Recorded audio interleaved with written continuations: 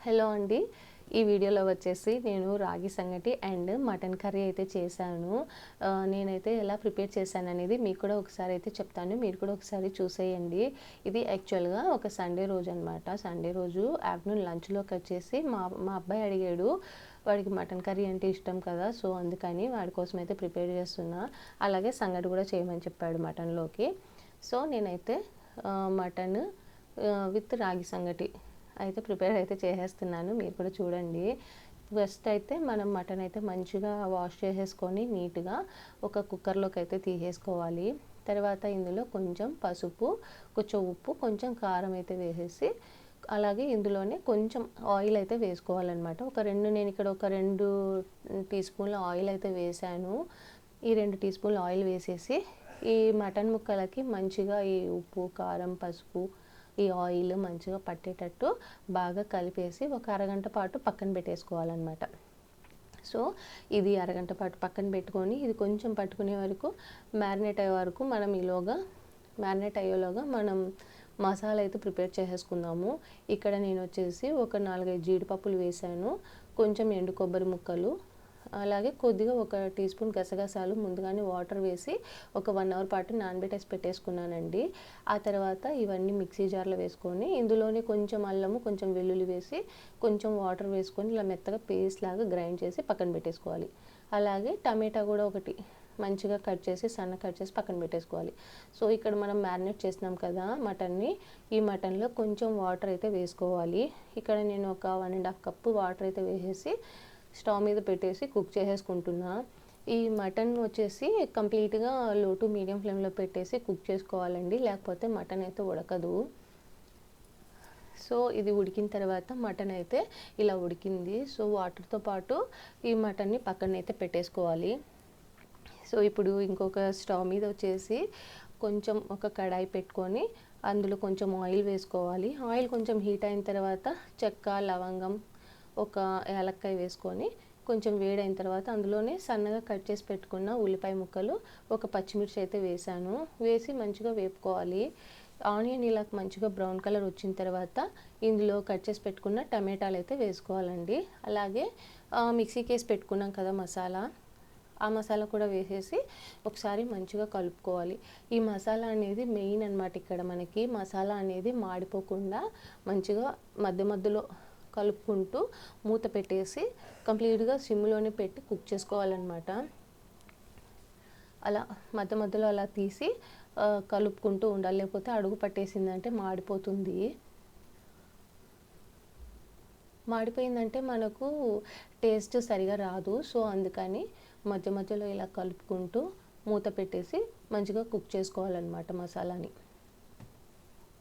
చూసారా మసాలా మ్యాక్సిమం అయితే ఈ ఆయిల్ అయితే మంచిగా ఫ్రై అయిపోయింది. ఆయిల్‌లో మనకి కొంచెం సైడ్ నుంచి సెపరేట్ అవుతుందన్నమాట. అలా సెపరేట్ అయ్యే తర్వాత ఏం చేయాలంటే మనం మటన్ ఉడకపెట్టి పెట్టుకున్నాం కదా, అది వాటర్‌తో సహా వేసేయాలి. అలా వాటర్‌తో సహా వేసి ఒకసారి మంచిగా అయితే కలుపుకోవాలి. కలుపుకున్న తర్వాత ఇందులోనే ఒకసారి ఉప్పు, కారం అయితే చెక్ చేసుకోవాలండి. ఇక్కడ ఈ స్టేజ్‌లో ఉన్నప్పుడే ఏదైనా తక్కువ అనిపిస్తే ఇందులోనే యాడ్ చేసుకోవచ్చు అనమాట. మనం ఉప్పు కానీ, కారం కానీ.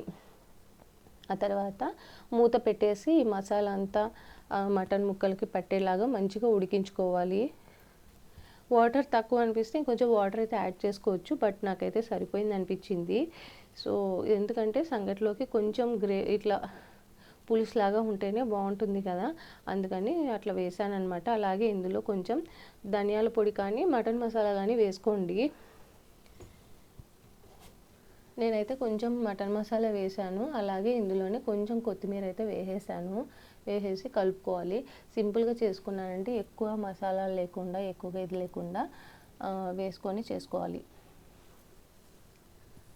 మటన్ అయితే రెడీ అయిపోయింది. మటన్ గ్రేవీ కర్రీ అయితే రెడీ అయిపోయింది. సో, ఇప్పుడు సంగటి ప్రాసెస్‌లోకి అయితే వెళ్ళిపోదాము. సంగటి కూడా నేను ఎలా చేశానని కూడా మీకు చూపిస్తాను. మీరు ఒకసారి చూసేయండి సంగటి ప్రాసెస్ కూడా. సో, సంగటి కోసం అయితే ఈ సంగటి చేయడానికి నాకు ఈ గిన్నె అయితే బాగా కొంచెం అలవాటనమాట. సో ఇక్కడ నేనైతే రేషన్ బియ్యం తీసుకొని ఒక గ్లాస్ రేషన్ బియ్యం తీసుకున్నాను. రేషన్ బియ్యం వచ్చేసి మంచిగా వాష్ చేసేసి పెట్టుకోవాలన్నమాట. 2-3 సార్లు బాగా కడిగేసి తర్వాత ఇందులో నీళ్ళు వచ్చేసి ఒక గ్లాస్ రైస్కి 8 గ్లాసుల నీళ్ళు అయితే తీసుకున్నాను.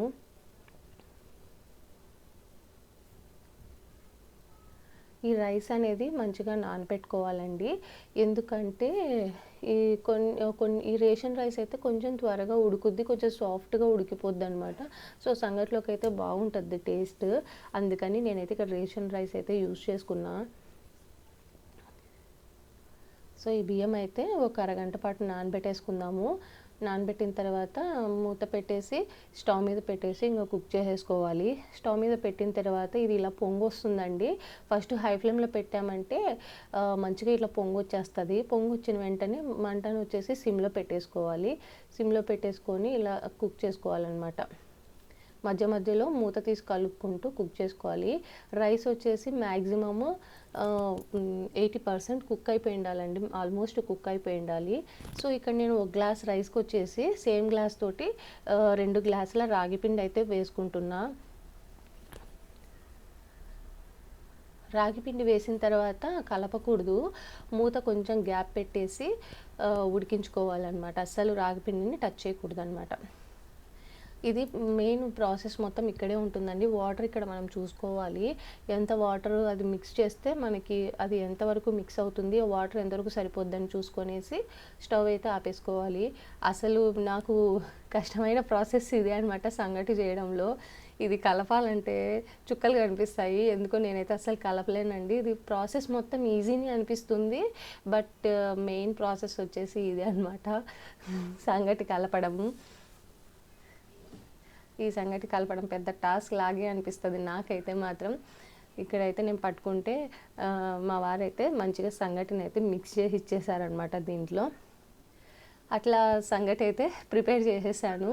సో ఈరోజు సండే అయితే మాది సంగటి అండ్ మటన్ కర్రీ అనమాట. మీకు ఈ వీడియో ఎలా అనిపించిందో చెప్పండి. మీకు ఈ వీడియో నచ్చినట్లయితే లైక్ చేయండి, షేర్ చేయండి, సబ్స్క్రైబ్ చేసుకోండి. Thanks for watching.